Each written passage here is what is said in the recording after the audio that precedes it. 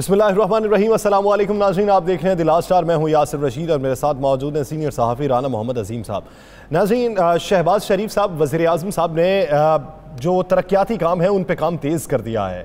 इस ज़िमन में वज़ीर इत्तलात मरियम औरंगज़ेब ने एक कारकर्दगी रिपोर्ट जारी की है, जो वज़ीर आज़म शहबाज शरीफ की कारकर्दगी रिपोर्ट है कि उनके दौरे हुकूमत में अभी जो स्टार्ट हुआ 2 हफ्ते जो गुजरे उसमें तेज़ी से काम क्या किया गया है। उन्होंने ये भी कहा कि जो भाषा डैम है वहाँ पर काम तेज़ कर दिया गया, 2029 तक उसकी तकमील होना थी और उसको कम करके 2026 तक का टारगेट रखा गया है। उसके साथ साथ अशियाए खुरनोश में कमी वाक़ई की गई है और आवाम को रिलीफ देने के फैसले किए जा रहे हैं। ये चीज़ें तो हैं डेवलपमेंट में। अब देखना ये है कि ये जो कमी वाक़ई हो रही है ये कितनी किताबों में और पर्चों में है और कितनी हकीकी तौर पे है और इसका इम्पैक्ट क्या पड़ेगा।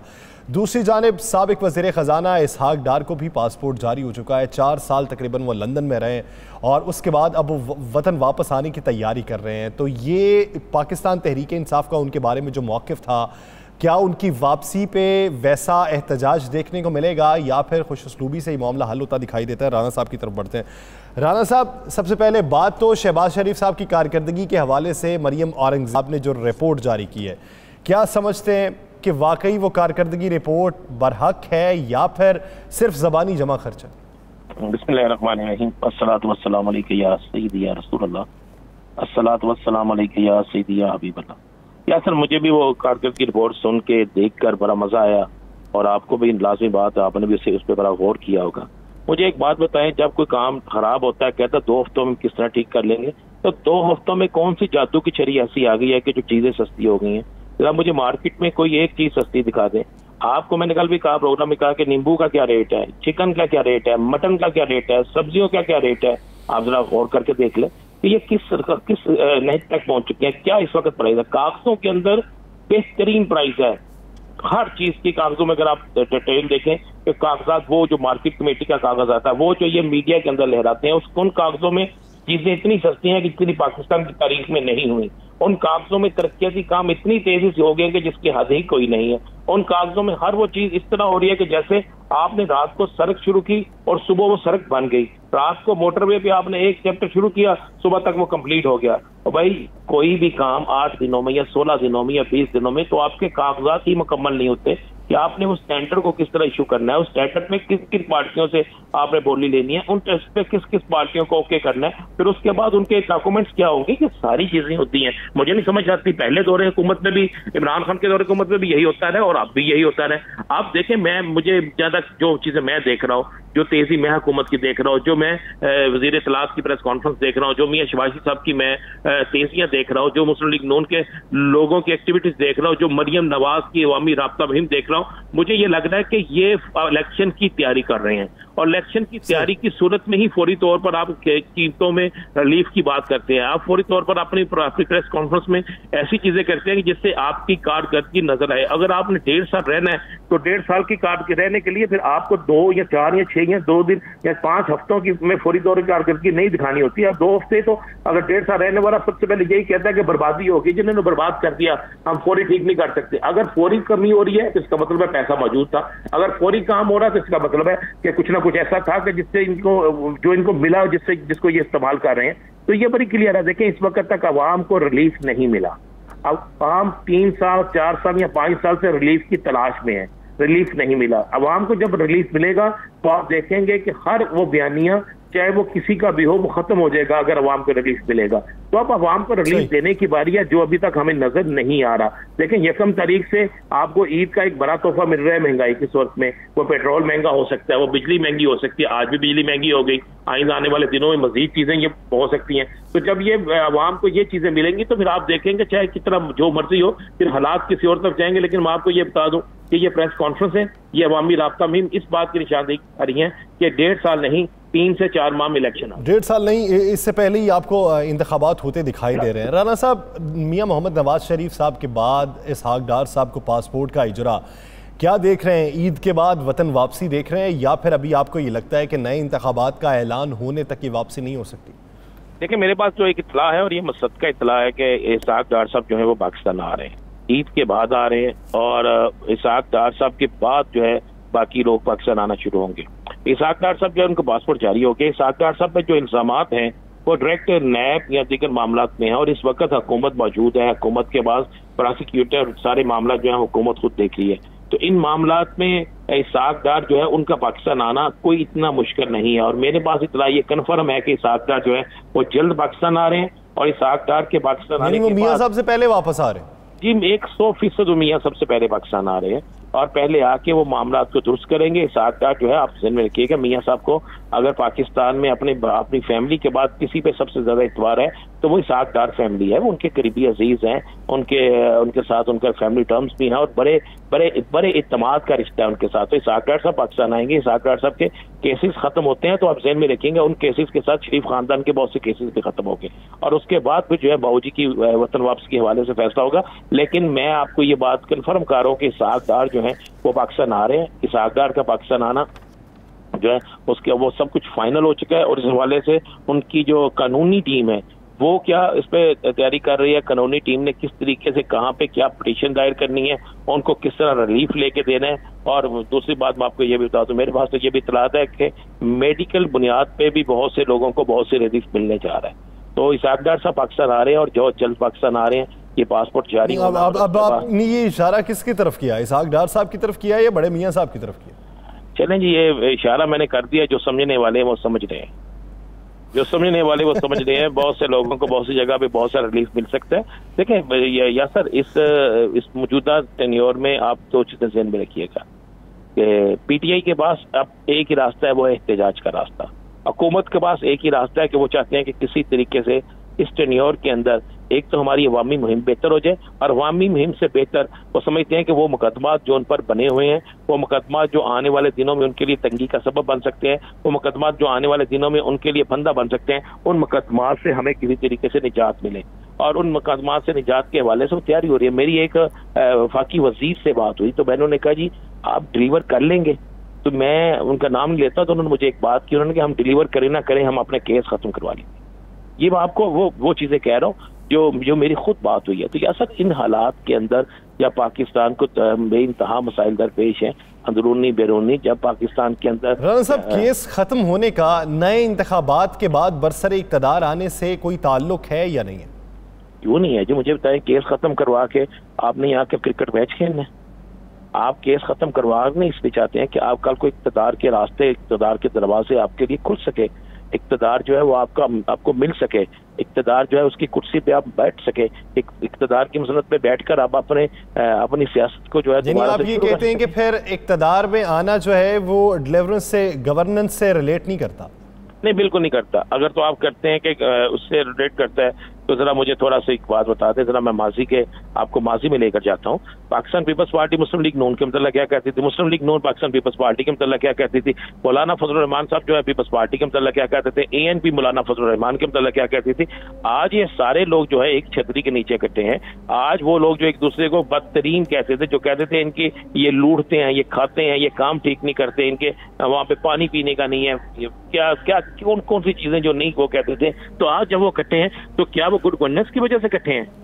वो बुग़्ज़े इमरान की वजह से इकट्ठे हैं, वो उस वजह से इकट्ठे हैं, और सब अपने अपने इक़्तिदार का मजा लेने के लिए, अपने अपने हिस्से की चॉकलेट खाने के लिए सारे इकट्ठे हुए हैं।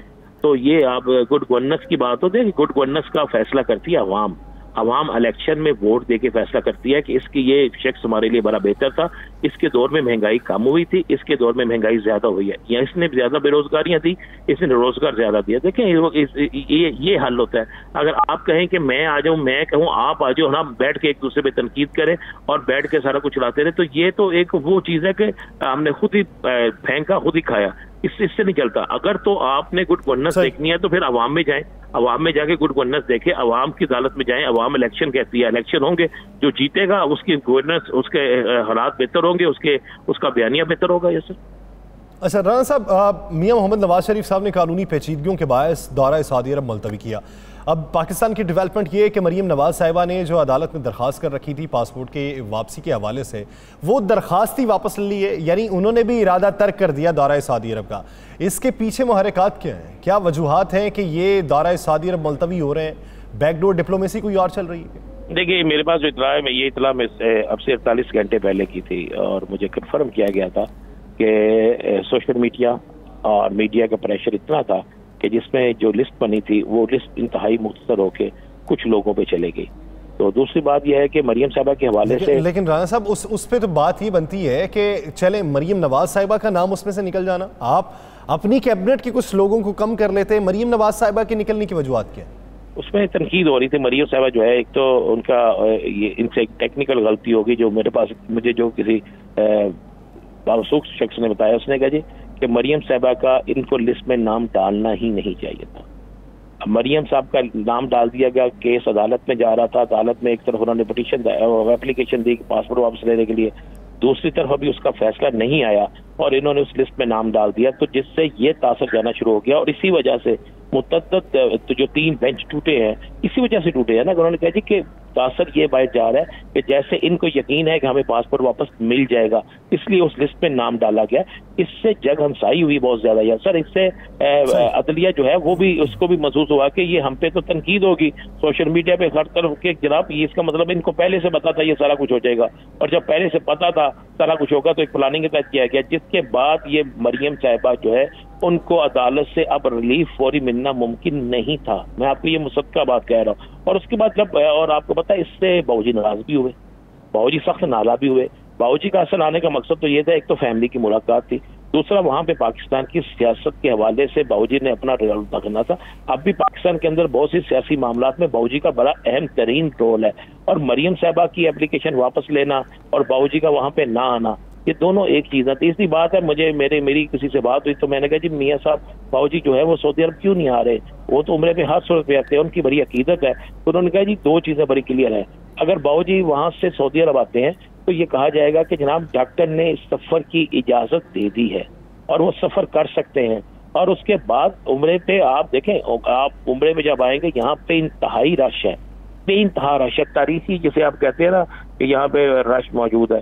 तो इस वक्त में जब तारीखी रश होगा, बाउज वहाँ जाएंगे, जरासीम, ये तो 100 चीजें वो कहते हैं, तो फिर आप ये किसी जगह ये नहीं कह सकेंगे, किसी जगह आप ये रिलीफ भी नहीं ले सकेंगे कि जनाब मुझे सफर से मना किया गया है, किसी जगह ये भी रिलीफ नहीं ले सकेंगे कि आप रश में नहीं जा सकते। तो ये सारी चीजें जो थी उनको बुनियाद बनाकर ये सारा फैसला किया गया है। और मेरे पास जो इतला है कि मैं आपको एक बड़ी खबर दे देता हूँ, मेरे पास इतला ये है कि जो ख्वाहिश थी कि फौरी तौर पर पाकिस्तान आने की, वो ख्वाहिश हमें पूरी होती नजर नहीं आ रही, और ख्वाहिश पूरी होती नजर नहीं आ रही। ठीक है राना साहब, आपको याद होगा हमारे प्रोग्राम में बेशतर पाकिस्तान पीपल्स पार्टी के रहनुमाओं ने कहा कि बिलावल भुट्टो जरदारी साहब जो है वो वज़ीर आज़म से नीचे का ओहदा कभी नहीं लेंगे, उस पर तो बात ही नहीं हो सकती।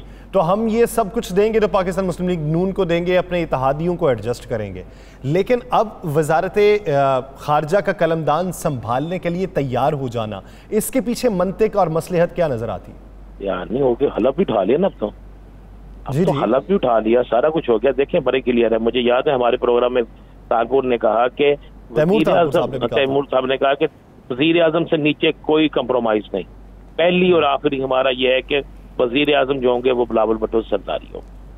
अब मेरे पास इतला यह है कि एक इंटरनेशनल जो एक लॉबी काम कर रही थी, इंटरनेशनल जो लॉबिंग करनी थी, उसमें पाकिस्तान पीपल्स पार्टी किसी सूरत में नहीं चाहती थी कि वो उसमें पीछे रहे। मैंने याद करे, मैंने चंद दिन पहले आपसे एक बात की थी, आपने प्रोग्राम में एक बात कहा था कि बिलावल भुट्टो जरदारी साहब की और मियां नवाज शरीफ साहब की जो मुलाकात है, उसके जो नताइज निकलने चाहिए थे वो नहीं निकले, वो नताइज नहीं मिले, जिसके बाद ये क्लियर हो गया है कि दोनों पार्टियां बज़ाहिर बुग़्ज़ इमरान में तो इकट्ठी रहेंगी, लेकिन अगर आप ये कहें कि ये दोनों एक दूसरे पे एतबार करेंगी या दोनों अपनी लॉबिंग जो है वो मिलकर करेंगी, ऐसा नहीं है। अब पीपल्स पार्टी ने बिलावल भुट्टो जरदारी को सिर्फ और सिर्फ वज़ीर ख़ारजा इसलिए बनाया कि बिलावल भुट्टो जरदारी जो है वो इंटरनेशनल सतह पर, जो बैनुल क़ौमी सतह पर आप एक बेहतरीन लॉबिंग कर सकें। वो पाकिस्तान के लिए भी लॉबिंग हो सकती है, वो उनकी आइंदा आने वाले हिकमत अमली के तहत भी लॉबिंग हो सकती है, वो आइंदा आने वाले दिनों में इनके लिए मजीद रास्ते खोलने के हवाले से भी लॉबिंग हो सकती है, ये आप ज़हन में रखिएगा। ये लेकिन आपको याद होगा एतजाज़ अहसन साहब का एक बयान था कि बिलावल भुट्टो जरदारी को ओहदा नहीं लेना चाहिए, पाकिस्तान पीपल्स पार्टी को दूसरों को मौका देना चाहिए और अपनी ग्राउंड बनानी चाहिए। तो क्या आप ये समझते हैं कि बिलावल भुट्टो जरदारी ने ये ओहदा लेके गलती की है? देखिए, अगर तो आप सियासी लिहाज से देखें तो ये एक बहुत बड़ी सियासी गलती है कि वजीर आजम बिलावल भुट्टो, ये एक नारा था। एक जरदारी सब पे बारी सदर आसिफ अली जरदारी। लेकिन बातें 6 मंगुई हैं तो ये भी थी ना कि ट्रेंड सेट वही करना चाहिए जो भुट्टो साहब ने किया था। पहले वो भी वजारत खारजा के कलमदान पे बैठे रहे और फिर उसके बाद वो वज़ीर आज़म शिप पे गए, तो उसी टर्म्स एंड कंडीशन पे और उसी पैटर्न पे बिलावल भुट्टो जरदारी को भी चलना चाहिए। उसके बाद फांसी भी हुई थी ना, क्या सारी चीजें उसी तरह चलेंगी क्या सर? उसके बाद बहुत से हालात किसी और तरफ भी गए थे, क्या सारी चीजें वैसे चलेंगी? ऐसा नहीं है। आप माजी से सीखते हैं, आप माजी से सीख कर आगे चलते हैं, ऐसा नहीं है। देखें इस वक्त जो मैंने जो देखा, जो हमने सुना, जो हमारे पास इंफॉर्मेशन है, बिलावल भुट्टो जरदारी जो है वो मजबूरी की हालत में उन्होंने ये वजारत कबूल की है, और जिस मजबूरी की हालत में उन्होंने ये वजारत कबूल की है उसमें बड़े अहम तरीन अवामिल थे। नंबर 1 तो दौरा लंदन की नाकामी थी। मैं आपको ये मुसद्दका इतला दे रहा हूँ, दौरा लंदन की नाकामी थी। अगर हम अपनी स्क्रीन पे वो तस्वीर दिखा सके जब बाबूजी और बिलावल जो हैं वो बैठ के आपस में बातें कर रहे हैं और वो प्रेस कॉन्फ्रेंस कर रहे हैं, तो आप जरा देखेंगे कि दोनों के चेहरों के तासरात देखेंगे। जब दो इत्तेहाद होते हैं तो उसके तासरात और होते हैं, और जब वैसे आप बैठे होते हैं और उसके बाद जब बिलावल इफ्तारी करके निकले तो उनसे सवाल किया गया तो उन्होंने क्या कहा था? उन्होंने कहा जी हमने इफ्तारी किया, सियासत पे बात हुई है थोड़ी सी। तो जब आप लंदन इफ्तारी करने तो नहीं जाते, आप लंदन कुछ मामला तय करने जाते हैं, और जो मामला तय करने गए थे, मैंने आपको उस दिन भी कहा था कि वो कुछ चीजें मांगने गए थे, वो चीजें उन्हें नहीं मिल रही। देखिए वजारत खारजा तो हिना रबानी घर के पास थी, उनको वजीर ममलकत खारजा बनाया गया था, मूड बनाया गया था, और जिस दिन उनका नाम जो था उसमें सऊदी अरब वाली लिस्ट में मौजूद नहीं था, दौरा सऊदी अरब में, तो उस दिन ये नजर आना शुरू हो गया था कि पीपल्स पार्टी। सही, राणा साहब ब्रेक लेनी है। आप एक छोटा सा जवाब, क्या आप देख रहे हैं कि मखलूत हुकूमत के अंदर पीपल्स पार्टी को वजारतें भी मिलेंगी? जी बिल्कुल, मजीद वजारतें पीपल्स पार्टी को मिल रही हैं। ईद के बाद आप देख लेंगे कि पीपल्स पार्टी कुछ और वजारतें भी असर कर लेगी। और मैं आपको ये भी बता दूं, मैंने कल भी कहा था, आज भी कह दूं कि आपको ये खिचड़ी जो है ये ज्यादा देर तक पकती और चलती हुई नजर नहीं आएगी। ये खिचड़ी ज्यादा देर तक पकती और चलती हुई दिखाई नहीं देती, क्योंकि मखलूत हुकूमत है, से इत्तेहादी हैं और हर इत्तेहादी को एडजस्ट करना जान जोखिम का काम है। तो देखते हैं कि शहबाज शरीफ इसमें किस हद तक कामयाब रहते हैं। नाज़रीन, इसी सियासी मंजराना में मजीद भी बात होगी, लेकिन एक ब्रेक के बाद कहीं नहीं जाएगा। Stay with us.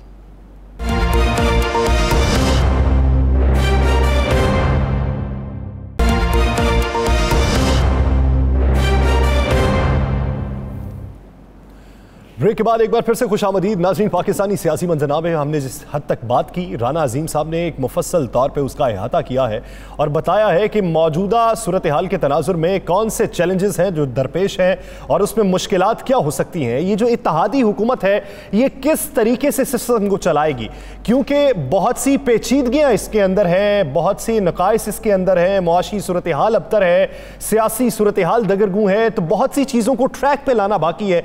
तो ट्रैक पे किस तरीके से लाएंगे, उसके लिए कौन से वो फॉर्मूले हैं जिस पे अमल किया जाए?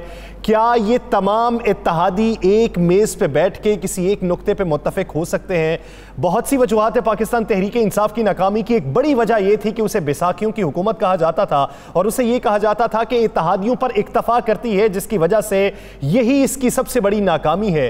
तो वही नाकामी का उनसर जो है वो मौजूदा हुकूमत के अंदर भी है, तो उसको किस तरीके से आगे बढ़ के देखेंगे, इस पर बात करने के लिए पाकिस्तान मुस्लिम लीग नून के सीनियर रहनुमा सेनेटर राना मकबूल साहब ने हमें ज्वाइन किया है। राना मकबूल साहब, बहुत शुक्रिया आपके वक्त का।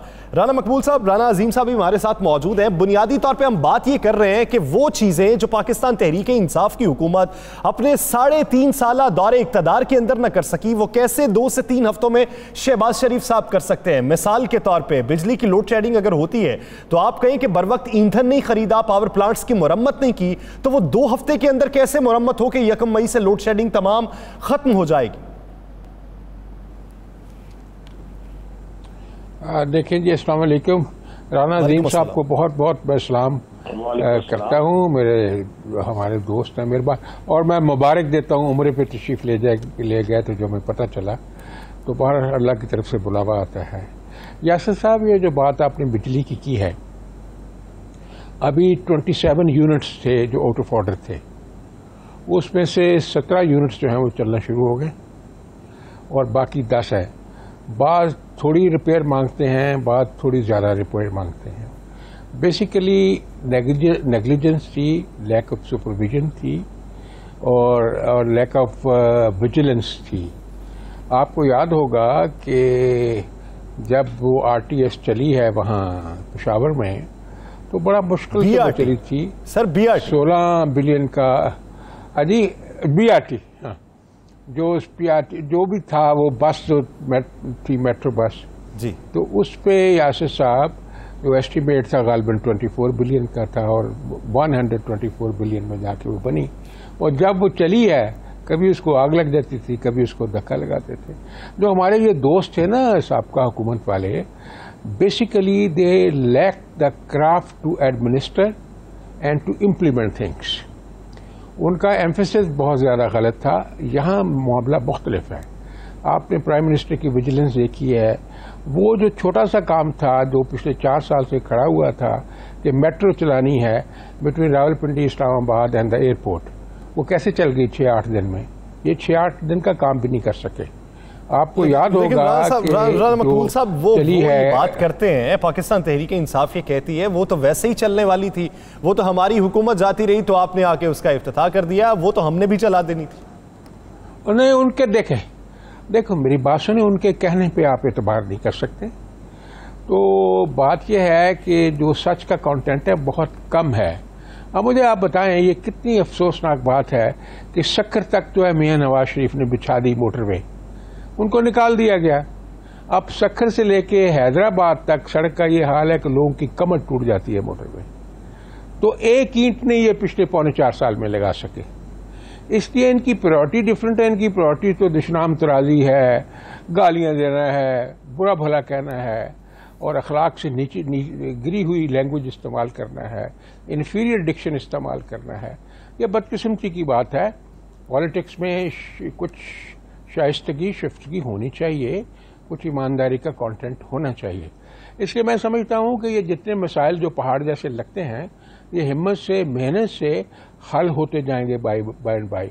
आपने कहा ये कोलिशन गवर्नमेंट, देखिए उनकी कोलिशन गवर्नमेंट चलाने का और तरीका था, यहाँ और तरीका है।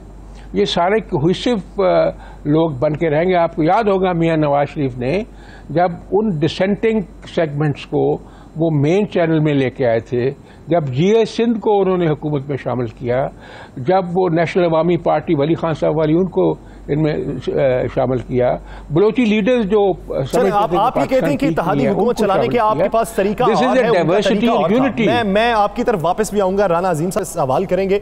वो जानना चाहूंगा कि वो नुस्खा कीमिया आपके पास क्या है जो पाकिस्तान तहरीक इंसाफ के पास नहीं था। पाकिस्तान तहरीक इंसाफ के रहनुमा आलमगीर खान साहब ने भी इसी बीच हमें ज्वाइन कर लिया। खान साहब बहुत मशहूर हैं आपके वक्त के। खान साहब, राना मकबूल साहब सेनेटर हमारे साथ मौजूद है, पाकिस्तान मुस्लिम लीग नून के सीनियर रहनुमा है।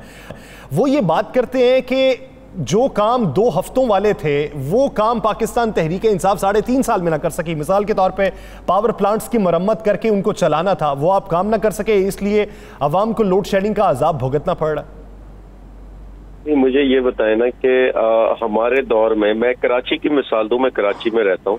कराची में इजाफी 300 मेगावाट दी जा रही थी, क्यों बंद की इन्होंने? हमारे दौर में तो यहाँ लोड शेडिंग निस्बतन बहुत बेहतर थी। उस टाइम तो ये हालात नहीं थे। जैसे इनका ये हुकूमत आती और ये जो वफाक की सब्सिडी आती वो ये खत्म कर देते।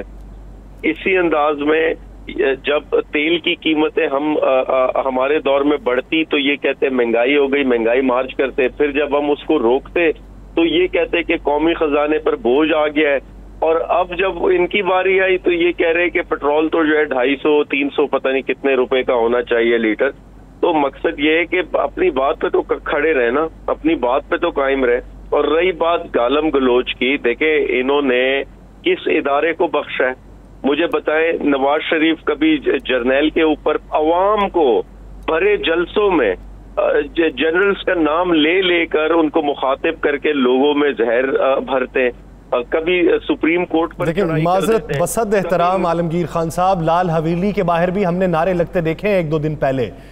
वो बेशक हमारे जो रहनुमा हैं जो मुख्तलिफ पार्टियों से ताल्लुक रखते हैं वो मना करते हैं, लेकिन अवाम के अंदर पता नहीं कौन सा जहर का बीज आपने ऐसा बो दिया है कि नारे हर कोई लगा रहा है, वो PTI का हो या PMLN का हो। मुझे ये बताएं, क्या इमरान खान ने किसी जलसे में अवाम को ये इस पर मुश्तिल किया? क्या उन्होंने ये कहा कि फला इदारा? वो हमेशा जिम्मेदारी के साथ वो कहते कि मजबूत इदारा, मजबूत पाकिस्तान के जो है वो जामिन है। तो इसीलिए कभी उन्होंने अवाम को खुद से ना ये कहा ना भड़काया। लेकिन मुझे बताए मरियम नवाज ने नहीं उसके जलसों में नारेबाजी होती, वो इदारों को टारगेट करती।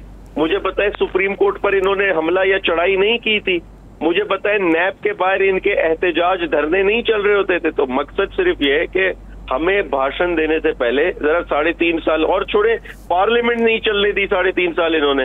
हर इजलास में इनका जो है उधर धरना जलसा शुरू हो जाता था, वहाँ जो है वो पूरी। चले, नैब के बाहर धरनों की बात आपने की है, आप जहाँ पे धरने देना चाह रहे हैं वहाँ की बात भी मैं आपसे करूंगा, लेकिन राना अजीम साहब साथ मौजूद हैं, वो सवाल करना चाहते हैं। राना साहब देखिए, मैं राना मकबूल साहब को एक तो सलाम अर्ज करना चाहता हूँ, हमारे बड़े भाई भी हैं। और दूसरा, राना साहब मैं एक सवाल करना चाह रहा हूँ कि आपकी एक हुकूमत आ गई, आपने 11 जमातें मिलकर हुकूमत कर रही हैं। अभी कल हमारे ही प्रोग्राम में आपके सेनेटर, आपके जो MNA हैं कैसर शेख, उन्होंने कड़ी तनकीद की है मुफ्ता इस्माइल पे। उन्होंने कहा जो अपने इलाके से इलेक्शन नहीं जीत सकता उसको वजीर खजाना बना दिया गया।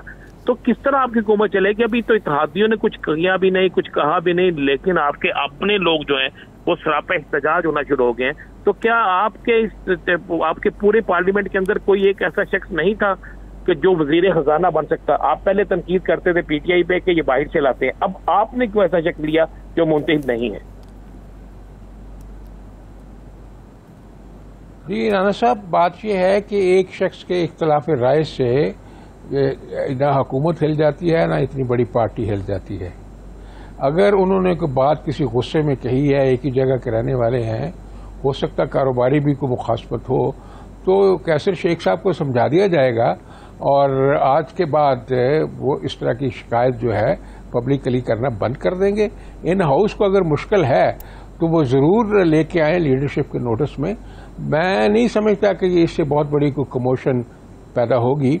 ये इतनी बड़ी पार्टीज में ये डिसेंटिंग फीचर्स चलते रहते हैं। मकबूल साहब, आप उसे नुक्ता एतराज कैसर अहमद शेख साहब का ना लें, उनका गिला ना लें, आप एक मजमूई तौर पे एक सवाल ले लें, वो सवाल आम आवाम का ले लें, वो कैसर अहमद शेख साहब का कंसीडर ना करें। सवाल ये है कि पार्लियामेंट से क्या कोई रुकने कौमी असम्बली अहल नहीं है जो वजीर खजाना बन सके?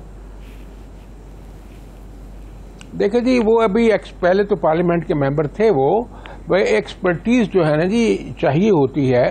ये तो वक्ती तौर पे ही इंटरिम अरेंजमेंट है, परमानेंट अरेंजमेंट नहीं है। वो चूंकि MNA भी नहीं है और सेनेटर भी नहीं है, सबको पता है कि उनका बड़ा शॉर्ट लिव टेन्योर है। अगर वो डिलीवर कर सकेंगे तो हो सकता है उनको मेंबर ऑफ पार्लियामेंट बनाने पे गौर किया जाए। अगर नहीं कर सकेंगे तो रिप्लेसमेंट आ जाएगी, कोई इलेक्टेड बंदा आ जाएगा। इसलिए ये कहना कि जी ये देखें, चले राना साहब एक ये बता दें, क्या आपकी हुकूमत जो है वो 1.5 साल के लिए है या आप 6 माह में या 3 माह में या 4 माह में इलेक्शन कराने के मूड में?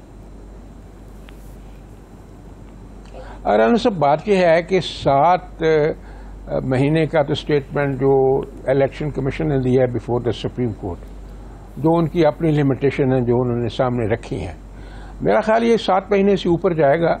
और 7 महीने हो सकता पूरे होते ही इलेक्शन अनाउंस हो जाए, या फिर ये है कि उसके बाद साल के बाद हो जाए या 1 साल 2-3 महीने के बाद हो जाए। पर इलेक्शन तो रनसअप होना है और होके रहेगा इंशाल्लाह, और उसमें अच्छे नताइज की तवक्को है। आप देखें, कारकर्दगी की आप बात करते हैं, उसी के ऊपर मांगा जाएगा ना वोट लोगों से। अभी प्राइम मिनिस्टर ने ये छोटा अनाउंस नहीं किया कि मई के पहले हफ्ते से या पहली तारीख से लोड शेडिंग बंद होनी चाहिए।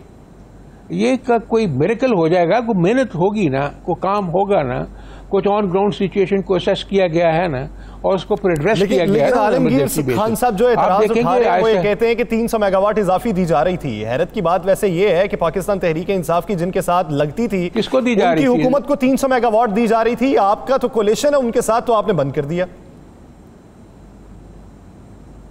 नहीं, उससे नहीं कोई फर्क पड़ेगा। कोलिशन का मतलब ये नहीं है कि एक दूसरे के वो डिफरेंट डायरेक्शंस में खींचेंगे, बल्कि दिस इज यासिर साहब, this is a situation of unity in diversity. Diverse किस्म की पार्टीज इकट्ठी होकर एक मिशन के ऊपर उन्होंने काम करना शुरू कर दिया है। इसलिए मैं नहीं समझता कि इस तरह के डिफरेंसेस हो गए कि कोई ज्यादा इंतशार या बिगाड़ हो। ये हमारा ख्याल हो सकता है, लेकिन इंशाल्लाह ऐसा होगा नहीं, क्योंकि ये बड़ी रिस्पॉन्सिबल लीडरशिप है और बड़ी मेहनती लीडरशिप है और इसके अच्छे रिजल्ट्स आएंगे। ये इस तरह नहीं है, अपनी एनर्जीज को जाया नहीं करते। अपनी एजेंडा को वेल फोकस्ड तरीके से डिलीवर करने की कोशिश करते हैं। अब आप देखें फौरन दौरे शुरू हो जाएंगे ना। प्राइम मिनिस्टर ने जाना है वहाँ सऊदी अरेबिया, उसके बाद उन्होंने चाइना जाना है, फिर वो कतर के साथ भी करेंगे। आहिस्ता आहिस्ता फॉरेन हेल्प भी आपको आना शुरू हो जाएगी and you will have a sigh of relief. जो इकोनॉमिक कंस्ट्रक्शन की सिचुएशन है ना, उसमें भी रिलीफ मिलना शुरू हो जाएगा। आप समझते हैं देखें सही काम हो कैसे रहा है। राना अजीम साहब, आलमगीर खान साहब भी साथ मौजूद हैं। आलमगीर खान साहब, ये तो बता दें कि ये तो मुस्लिम लीग नून तो तैयारी कर रही है अपने आइंदा इलेक्शन के लिए बेहतरीन काम करने की, और अगर आपका जो मूड है, जो आप तहरीक इंसाफ मुतालबा कर रही है कि पूरी इलेक्शन, वो तो मुस्लिम लीग नून या इत्तेहादी जमातें कराने के मूड में नहीं है, तो आप तहरीक इंसाफ कितना अरसा ये इसको सब्र से देखेगी या कितना अरसा इंतजार करेगी? जो खान साहब ने एक इस्लामाबाद मार्च की कॉल दी है, वो कब से शुरू होगी? देखिए, हम सिर्फ, आपने कहा ना कितना अरसा इंतजार करेंगे, हम ईद तक का इंतजार कर रहे हैं। ईद के बाद इंशाल्लाह पाकिस्तान की अवाम सड़कों पर निकलेगी और फिर इनसे ये सवाल होना चाहिए कि 20 लाख लोग ये कैसे बर्दाश्त करते हैं, मैनेज करते हैं। लेकिन जो हालिया लोगों में गम और गुस्सा है, जो एक्सप्रेशन सोशल मीडिया पर लोगों के आ रहे हैं, ये 10 करोड़ के करीब ट्वीट्स आ गई हैं इम्पोर्टेड हुकूमत नामंजूर की, ये गुस्सा है लोगों का, ये जज्बात हैं लोगों के। और फिर जो जलसे हुए जो कराची में, लाहौर में, पेशावर में, ये लोगों के इजहार राय है, तो ये सड़कों पर आएंगे। फिर इनसे ये सवाल है कि ये इससे निपटते कैसे हैं, ये इसको बर्दाश्त कैसे करते हैं।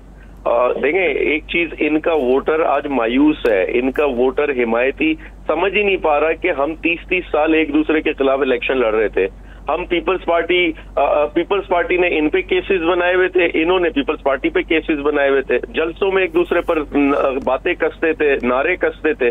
आज सारे एक जगह बैठे हुए, आज ना कोई नजरियात है, ना कोई लिबरल है, ना कोई कंजर्वेटिव है, ना कोई राइट है, ना कोई लेफ्ट है, सब एक साथ एक चट्टे बट्टे। तो इस चीज ने तहरीक इंसाफ को फायदा पहुंचाया। लोगों ने जब इनके चेहरे देखे कि ये तो वही घिसा पिटा 30 साल पुराना पाकिस्तान वापस आ रहा है, तो लोगों की हिमायत तहरीक इंसाफ की तरफ मजीद बढ़ गई है। और आप देखेंगे जो हमारी मकबूलियत है, हम 2/3 हासिल करने में कामयाब होंगे। आप एक ही बात को बार बार कहती है कि हम सोशल मीडिया, अगर सोशल मीडिया से हुकूमतें बनती तो आज जितने टिकटॉकर हैं या जितने सोशल मीडिया पे जिनके बहुत ज्यादा फॉलोअर्स हैं, उनको तो मुल्क का हुक्मरान होना चाहिए था। सर, ये 2009-10 में मुझे बड़ी अच्छी तरीके से याद है, लोग मजाक उड़ाते थे, टांगा पार्टी कहते थे, लोग कहते थे इमरान खान फेसबुक का प्राइम मिनिस्टर है। लेकिन उसी सोशल मीडिया ने करते करते करते, और पहले सिर्फ एक सियासी जमात पीटीआई का सोशल मीडिया सेल था, बाकी किसी का नहीं था। आज आप देखें हर सियासी लीडर सोशल मीडिया पे, हर सियासी जमात का अपना सेल है। डोनाल्ड जे ट्रम्प साहब का भी सोशल मीडिया बहुत चलता था। उनके एक ट्वीट के ऊपर उनके कारकुनान बाहर निकल के उन्होंने हमला कर दिया था, लेकिन फिर उसके बाद उनका ट्विटर बंद किया गया और सूरत हाल किस नहज पे पहुंची ये भी खान साहब आप जानते हैं। लेकिन इसी बात को मजीद भी तूल देंगे, एक ब्रेक लेनी है, ब्रेक के बाद वापस आएंगे, गुफ्तगू को यहीं से कंटिन्यू करेंगे। नाज़रीन, कहीं नहीं जाएगा, stay with us.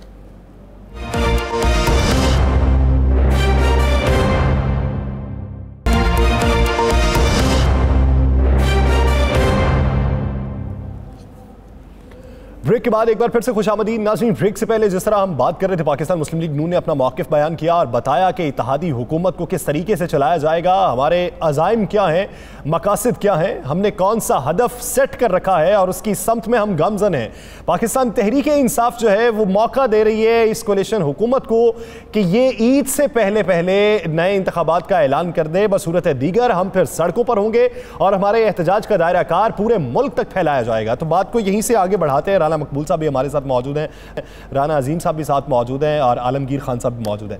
Alamgir Khan साहब, बात यह है, आपने कहा था कि इदारों के बाहर जाकर पाकिस्तान मुस्लिम लीग नून ने भी एहतजाज किया और दीगर इनकी जमातों ने एहतजाज किया था, तो अब वही तो तरीका आप भी अपनाने वाले हैं।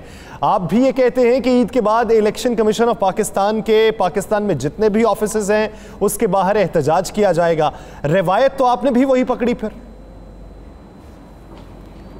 देखिए, एक चीज़ समझे, एहतजाज करना अपने पुरअमन तरीके से यह आपका कानूनी जमहूरी हक है, ये आइन का हिस्सा है। आप कर सकते हैं, लेकिन यहाँ हमले किए जाते, यहाँ लोगों को टारगेट किया जाता, लोगों की साख्त, जो ओहदेदार होते इनकी साख्त मुतासिर होती। ये सुप्रीम कोर्ट पे हमला करना कोई जमहूरी या आईनी अमल था जो इन्होंने मुस्लिम लीग नून की जो एक तारीख रही है।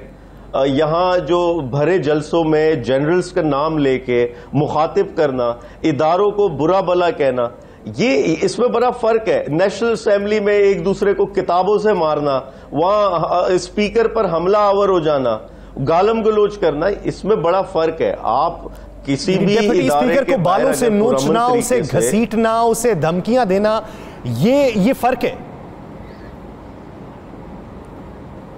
वो भी गलत है, वो भी गलत है। सही। वो जो किया गया उसकी जितनी मजम्मत की जाए कम है। लेकिन मैं फिर से कहूं, बात है इदारों की। इदारों पर ये हमला आवर होते हुए ये चीज और एहतजाज करने में बड़ा फर्क है। ठीक, ये चीज और एहतजाज करने में बहुत फर्क है। राना अजीम साहब, देखिए जी, बिल्कुल ये तो कह दिया इन्होंने। अब राना मकबूल साहब से पूछते हैं ना, राना साहब, ये ईद के बाद तमाम मस्त कलंदर करने चले हैं और ये कहते हैं ईद तक है, उसके बाद हम सड़कों पे होंगे। हुकूमत ने क्या हिकमत अमली बनाई है? क्या हुकूमत इनके खिलाफ कोई कार्रवाई करेगी या हुकूमत इनको आजादाना तौर पर एहतजाज करने का कहेगी कि एहतजाज करें हम? देखिए जी, एहतजाज जो है पीसफुल वो जरूर करें, लेकिन सिचुएशन तो उस वक्त बनेगी जब ये वायलेंट होंगे। वायलेंट होंगे तो कानून जो है वो अपना रास्ता बनाएगा, और ये नहीं हो सकता कि गवर्नमेंट ऑफ द डे जो है किसी वायलेंस की इजाज़त दे। अपना एहतजाज करते रहें पुरअमन तरीके से, और मैं नहीं समझता कि लोग जो हैं वो इस तरह कोई वालहाना तौर पर या इनके साथ हो के कुछ सब कुछ उल्टा के रख देंगे। बहुत सारा इतना मुल्क पड़ा है कि अब बाकी पार्टीज लवारिस हैं, मुस्लिम लीग की कोई सपोर्ट नहीं है और पार्टियों की कोई सपोर्ट नहीं है। क्या वो इनके खिलाफ एजिटेशन नहीं कर सकते? वो अपने जलसे जुलूस नहीं कर सकते? ये जोम में नहीं रहना चाहिए। ये सेल्फ असेसमेंट इनकी गलत है। आपने देखा नहीं है कि जब इन्होंने जलसा किया था 2011 में, अहमद शुजा पाशा साहब ने बड़ा सपोर्ट किया इनको। तो राना साहब, आपको याद होगा 14 में से 2013 के इलेक्शन में 14 में से एक सीट मिली थी। और अब जब सब कुछ हुआ एग्रीकल्चर को भी इस्तेमाल किया गया, बंदों को उठाया भी गया, तो 2018 में, मैं सिर्फ लाहौर की मिसाल अभी दे रहा हूँ, 14 में से 3 सीटें मिली।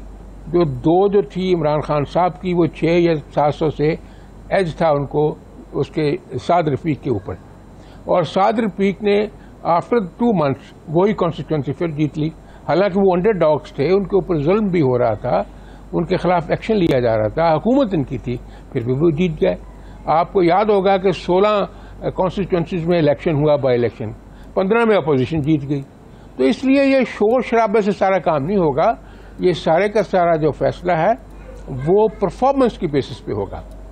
अगर ये हुकूमत कुछ रिलीफ देने में कामयाब हो जाती है तो फिर इनकी एजुटेशन जो है वो कुछ नहीं कर सकेगी। इसलिए इस चीज को इनको एनालिसिस करना चाहिए। ये सिर्फ कहते हैं कि माइक पे हम आ जाएंगे और जो मर्जी कह देंगे, तो इनकी तहरीक कुछ नहीं करेगी। आपको कितने इम्कान नजर आ रहे हैं कि हुकूमत रिलीफ देने में कामयाब हो जाएगी? अगर आप, क्या पेट्रोल की कीमतें नहीं बढ़ा रहे, क्या बिजली की कीमतों को नहीं बढ़ा रहे? देखिए, ये तो अभी टू बिगिन विद है ना जी। अभी थोड़ा 1 महीना आप इंतजार करें, चीजों में फर्क आना शुरू हो जाएगा। कुछ ऐसी महीने का इंतजार और फिर मिला है इस हुकूमत को। आप ये समझते हैं कि 1 महीने मैनेज करने में चीजों में फर्क आएगा? आलमगीर खान साहब, आप ये देखिए कि राना मकबूल साहब ये बात कर रहे हैं कि कारकर्दगी की बुनियाद पे अपना मवाजना करना चाहिए। पाकिस्तान मुस्लिम लीग नून अगर अवाम में जाएगी तो अपनी कारकर्दगी को लेकर जाएगी। पाकिस्तान तहरीक इंसाफ 3.5 साल बाद अवाम में गई है तो वो ये लेके गई कि इंपोर्टेड हुकूमत को हम पे मुसल्लत कर दिया गया और हमें इक़्तिदार से बेदखल किया गया है। क्या मौक़िफ़ रखेंगे आप उनके इस बयानिए पे? देखिए, एक तो इन्होंने ये इलेक्टोरल नताइज का ये सारा तस्करा किया, तो हाल ही में हंगू में एक बाई इलेक्शन होता जहां 2018 में हम 700-800 के डिफरेंस से जीतते। आज वहां बाई इलेक्शन होता, हम 3 से 4 हज़ार की लीड से वहां जीतते। तो ये वाजे देखिए, एक चीज, आज दौर डिफरेंट है। लोग सब समझते बूझते हैं कि कैसे ये रिजीम चेंज हुई। वो जो खत या मरासला था, वो आप कुछ भी अपने मंजन बेचते रहे, लोग वो बाय कर चुके हैं। लोग समझ चुके हैं कि ये किस बैरूनी ताकतों की वजह से इस हुकूमत को मुसल्लत किया। एम्बेसी काउंसलेट के लोग, ऑफिशियल्स, अमेरिकन वहां यहाँ हमारे मुनहरिफ अरकान से मिल रहे थे। 20-20, 22-22 करोड़ में लोगों के जमीर रातों रात चेंज कर दिए जा रहे थे। और सेनेट के इलेक्शंस में तो खुले वो वीडियो शवाहिद मौजूद है कि बल्दियात का सिंध का मिनिस्टर वहां 5-5, 10-10 करोड़ जो पब्लिक का पैसा था उससे लोगों को खरीद रहा था। इसीलिए देखिए, ये इस वक्त सियासत से बिल्कुल बालातर है। इस वक्त सिर्फ तहरीक इंसाफ का वोटर हमारे साथ नहीं है, इस वक्त हर वो शख्स जो खुददारी, जो चाहता है कि ये मुल्क खुददारी पर खड़ा हो और कोई बैरूनी इन्फ्लुएंस, मुदाखलत ना हो, साजिश ना हो, वो हमारे साथ खड़ा है। और ये इनकी सोच है। देखें, जो आलमगीर खान साहब, मेरा एक सवाल है, जब आप ये समझते हैं कि बैरूनी साजिश थी और वो लोग जो आपके साथ इस वक्त मौजूद हैं और खड़े हैं, उनको भी इस बात की यकीन दहानी है। मैं मिसाल दे रहा हूं पाकिस्तान मुस्लिम लीग काफ की, अगर वो भी यही समझती है कि बैरूनी साजिश के नतीजे में आपको बेदखल किया गया और तमाम दूसरी जमातों को दूसरी तरफ खड़ा कर दिया गया, फिर सवाल ये बनता है कि उनके 2 लोग टूट के वो अपोजिशन के साथ चले गए जो अब मौजूदा हुकूमत है, तो वो ये बात कैसे मान गए कि बैरूनी साजिश के आलाकार हमारे 2 अफराद बन सकते हैं, 2 नहीं? और आप उनको क्यों ना कायल कर सके इस बात पे कि इनके खिलाफ रेफरेंस फाइल करें? ये सवाल उनसे करें। मैं उनका कोई तर्जुमान तो नहीं, मैं कैसे उनके ब्याह पे जवाब दे सकता हूं? ये मुस्लिम लीग काफ का जो भी स्पोक्स पर्सन है, उनसे ये सवाल किया जाए। लेकिन जो नेशनल सिक्योरिटी काउंसिल थी, उसके मिनट्स मौजूद हैं। उन्होंने पूरा अपने मिनट्स में बताया कि हाँ, ये मरासला, पहले तो ये मरासला या खत ही डिनाई कर रहे थे। पहले तो वो चीज सामने आई कि हाँ, ये मौजूद है, ये खत। हाँ, उन्होंने मुदाखलत की। अब ये कहना है कि नहीं, साजिश नहीं थी, मुदाखलत थी, वो एक अलग डिबेट है। लेकिन मुदाखलत हुई है। मुझे बताए ना, एम्बेसी के, काउंसलेट के जो ये ऑफिशियल्स हैं, क्यों मिल रहे थे मुनहरिफ अरकान से? जो नाराज लोग हैं, वो इतने इंपॉर्टेंट हो गए रातों रात, वो इतने अहम हो गए मुल्की फैसलों में कि वो उनसे वो जाकर मिल रहे हैं। तो ये सब चीजें बिल्कुल क्रिस्टल क्लियर है। और ये पैसा चल जाना, लोगों को खरीद लेना, गवर्नमेंट गिरा देना और सब लोग अच्छे हो जाना, जो नैबजदा लोग हैं वो सब अच्छे हो जाए रातों रात, तो ये लोगों ने इस चीज को बिल्कुल लोग समझ चुके हैं। और लोग इसी गुस्से में निकल रहे हैं कि हमने किसी बैरूनी फैसलों पर यहां पर अपने फैसले नहीं करने के, बाहर से जो डिक्टेशन आ गई, हम यहां पे हुकूमतें चेंज कर दें। ओ भाई, ये इलेक्टेड वजीर आजम था, लोगों की हिमायत हासिल थी इनको, और लोग इसी गुस्से में निकलेंगे। अब लोग इसी गुस्से में निकलेंगे। राना अजीम साहब, एक आखिरी सवाल। ये मैं सवाल करना चाहूंगा राना मकबूल साहब से। राना साहब, क्या इस लेटर को, इस खत को, इस मरासले को, जिस पर अपोजिशन, मौजूदा अपोजिशन शोर डाल रही है और आप कह रहे हैं इसमें कुछ नहीं था, क्या इसको आप ओपन नहीं करेंगे, अवाम में नहीं भेजेंगे, अवाम देख सके कि असल हक़ाइक़ क्या है? आवाज कट रही है जी। राना साहब, क्या फरमाया? मरासला जिसकी बुनियाद पर इमरान खान की तमाम जमात जो है वो आपके खिलाफ सड़कों पे निकली है, अब तो सारा कुछ क्लियर हो गया बकौल हुकूमत के, तो क्या उस मरासले को ओपन नहीं किया जाएगा? नहीं, वो मुरासला ओपन होगा। उसमें है क्या मुरासले में? आपको याद होगा कि जिस दिन ये मीटिंग हुई है, उसी शाम को राना सनाउल्लाह इंटीरियर मिनिस्टर का एक बयान आया था। वो कहते जी, मैं इस मीटिंग में मौजूद था और इसकी कोई कॉन्ट्रडिक्शन नहीं आई पीटीआई की तरफ से। मैं मौजूद था। असद मजीद जो हैं वहाँ के फॉर्मर एम्बेसडर, उसने कहा कि ये ख़त जो दिखाया जा रहा है, ये तो ख़त मेरा नहीं है, मैंने नहीं लिखा इस तरह, और मैंने ये नहीं कहा कि कोई इंटरफियरेंस हो रही है या कोई कॉन्स्पिरेसी है, ये मेरे ख़त की ज़ुबान नहीं है, ये उसने कहा। कॉन्ट्रडिक्ट करते ना फिर उसको। इसलिए मैं ये समझता हूँ, अगर आप पढ़ें उसको, मरासले को, उसका जो कम्युनिके है वो पढ़ें, तो आपको कहीं कॉन्स्पिरेसी का बात नजर आती है। उन्होंने इतना खुल के लिखा कि कोई कॉन्स्पिरेसी नहीं है, ये सिर्फ बात बनाई गई है बना लें, शौक से बना लें। बात तो यह है कि आपने भूखों को पेट को रोटी दी, आपने बीमार को दवाई दी, आपने किसी को नौकरी दी, यानी पाकिस्तान तहरीक इंसाफ अगर उसको बयानिया बनाना चाहती है तो शौक से बना ले। लेकिन बात यहाँ पे ये है कि जो भी हुकूमत, जो भी जमात अपना बयानिया लेकर अवाम में जाना चाहती है, वो बयानिया लेके जाए जिससे खाना जंगी की सूरत हाल ना इख्तियार हो, जिससे मुल्की मफाद की बेहतरी के लिए फैसले हो सके, ना कि मुल्की मईशत और मुल्की सियासत का नुकसान हो। हमें वो कुलिया अपनाना है, उसी को नुस्खा कीमिया बनाना है और उसी से अपनी सियासत को आगे बढ़ाना है। बहुत शुक्रिया आलमगीर खान साहब और राना मकबूल साहब इस हवाले से अपना वक्त देने के लिए। नाज़रीन से मुझे और राना अजीम साहब को दीजिए इजाज़त। अपना बहुत सा ख्याल रखिएगा। अल्लाह ने के बाद।